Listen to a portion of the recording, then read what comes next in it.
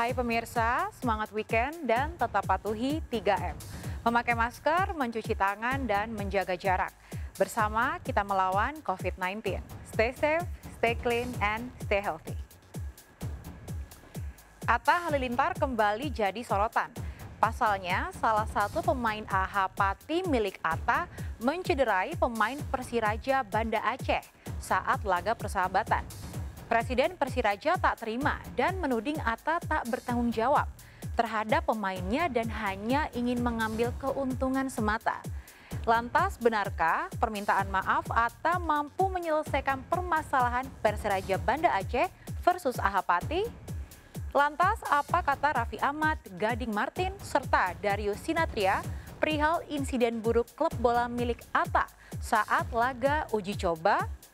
Bagaimana Aurel Hermansyah menyemangati Atta di saat dirinya tengah hamil? Bersama saya, Maria Andromeda, kita akan mengulas di balik masalah yang kembali menerpa Atta Halilintar. Hanya di Barista, berita artis ternama.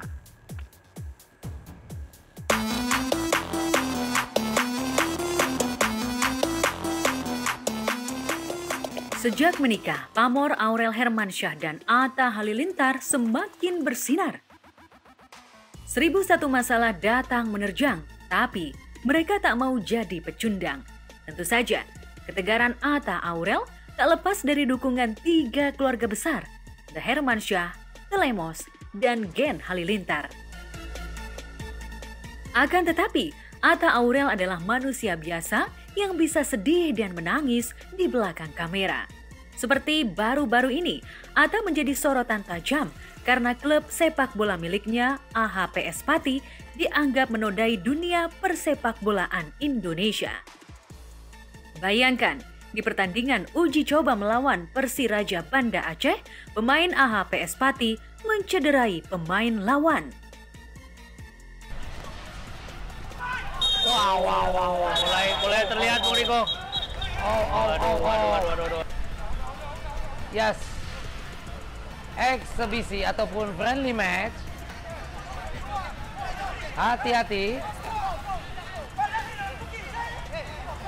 Ya.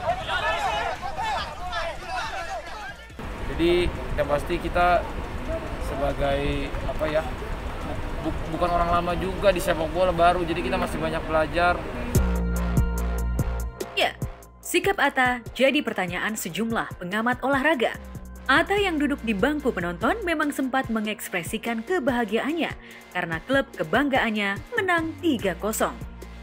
Alhamdulillah senang ya untuk kami yang masih banyak belajar lah. Kami tim baru tapi bisa mendapatkan hasil baik 3-0 melawan tim Persiraja. Yang pastinya di sini kita nggak lihat skornya, dari sering aku bilang sama anak-anak berkali-kali jangan lihat skornya, tapi kita lihat permainan kita, kekompakan kita gimana untuk mengarungi liga nanti. Tapi hasil ini semoga menjadi motivasi dan movement yang baik juga buat anak-anak untuk bisa bangkit. Atta seolah tak ambil pusing pada insiden kekerasan yang berujung kartu merah bagi Syaiful Indra Cahya dan Zulham Zamrun, 2 pemain andalannya. Toh kedua pemain sudah minta maaf kepada pihak lawan. Hanya saja keesokan harinya, berita Atta dituntut minta maaf oleh Presiden Persiraja mendadak viral.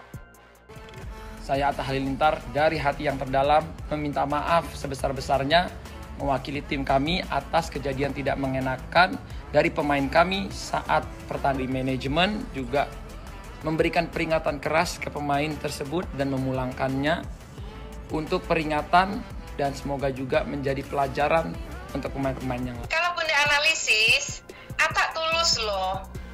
Cuman mengapa netizen menganggap tidak tulus? Ada 2 hal yang Bunda lihat ya penyebabnya. Kameranya itu terlalu ke bawah, sehingga kesannya Atta ketika bicara dongak gini loh. Kan kamera kalau ditaruh ke bawah pasti tampilannya agak ke atas, ya kan? Nah, bawah sadar seseorang menganggap ketika seseorang berbicara dan dagunya agak naik ke atas, itu menunjukkan tanda arogansi. Nah, itu akhirnya ditangkap. Arogan nih, itu Atta. Dia kok tidak menunjukkan rasa bersalah. bahasa tubuh yang tidak sinkron dengan apa yang dikatakan, itu otomatis dikatakan nggak tulus, ya. Nah, kemudian yang kedua, responnya yang dianggap tidak tulus karena Atta selama berbicara, itu coba perhatikan banyak nutup matanya. Nah, ini sebenarnya respon di bawah sadar untuk menunjukkan bahwa Atta itu sebenarnya so sorry banget. Atta tuh nggak nyaman banget dengan insiden ini, gitu loh. Ya, bisa jadi Atta tertekan oleh desakan sejumlah pihak. Faktanya permintaan maafnya itu seolah belum menyelesaikan masalah. Faktanya, aksi beringas dua pemain Atta menjadi pemberitaan di media massa Eropa. Ya, klub sepak bola milik Atta telah membuat dunia sepak bola Indonesia mendapat sorotan negatif dari dunia internasional. Kemarin pun, Presiden Persiraja Nazarudin Beckham masih menyampaikan unek-uneknya melalui sejumlah media online. Selain mendesak PSSI agar menghukum dua pemain AHPS Pati, Nazarudin juga menyindir Atta. Pengusaha asal Aceh itu menyayangkan Atta yang tidak berusaha menghentikan aksi brutal pemainnya meski berada di pinggir lapangan. Padahal sebagai tim tamu undangan, Nazarudin berharap pemainnya mendapat jaminan keselamatan dari pihak Atta. Kemarin sih kita memang pertama dari kita yang meminta maaf kan. Maaf, kita gentle, minta maaf kalau kita untuk pemain yang itu kan kemarin itu pemainnya adalah sebenarnya pemain baru ya, karena kita kasih skor berat lah ya sampai kita mengulangkannya dulu di zaman itu baru tim. Dan kita juga memperingati lah pemain-pemain yang nggak disiplin, yang tidak mengenakan. Sebelum PSSI menjatuhkan hukuman kepada dua pemainnya, Atta sudah menskorsing Syaiful dan Zulham. Tapi benarkah ada keterpaksaan dalam bahasa tubuh Atta? Ada yang menarik bahwa Atta ketika berbicara dan matanya itu nutup ya, itu kok berulang kali melihat matanya ke atas, nutup gini. Ya, ini unik. Kenapa seseorang itu memejamkan matanya sambil dia tengadah ke atas? Ini adalah respon yang biasanya orang lakukan untuk berdoa atau minta pertolongan kepada objek yang paling tinggi di atas, yaitu Tuhan God. Kenapa kok Atta harus mengajukan seperti permohonan atau doa, Allah bantu aku, gitu loh. Gitu ya. Ada apa?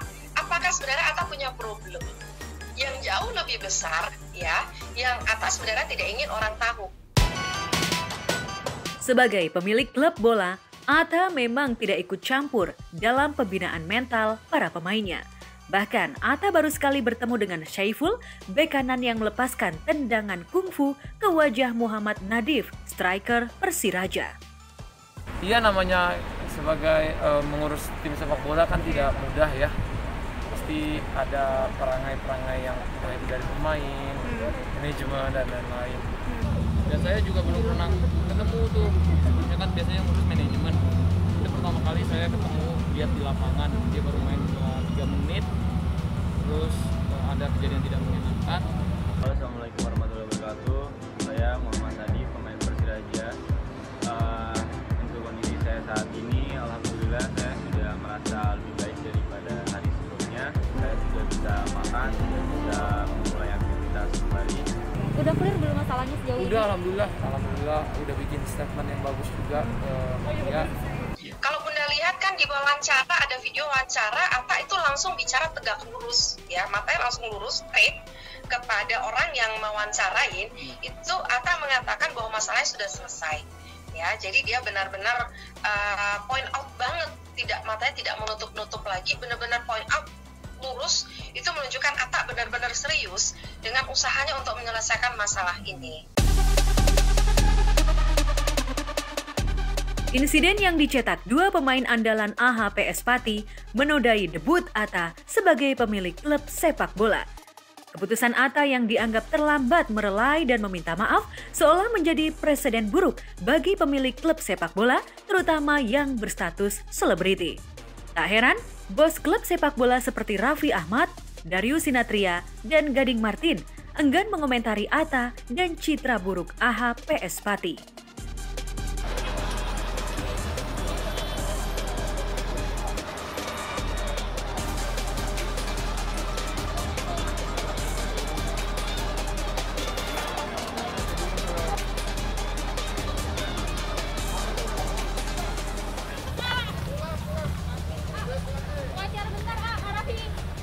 Alemong.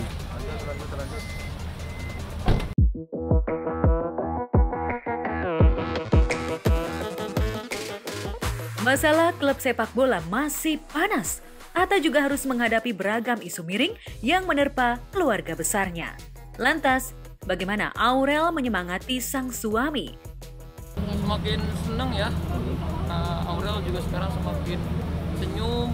Walaupun sering tadi aja kesini mau ikut, tapi aku bilang ini aku aja belum tahu gimana ya, jadi mau datang aja. Dan ya yang penting dia happy lah kalau sekarang. Jadi makin tidak mau jauh dari Bang Atta, bener? Iya, dia jadi tidak mau jauh dan dia lengket mulu kemana aja mau ikut.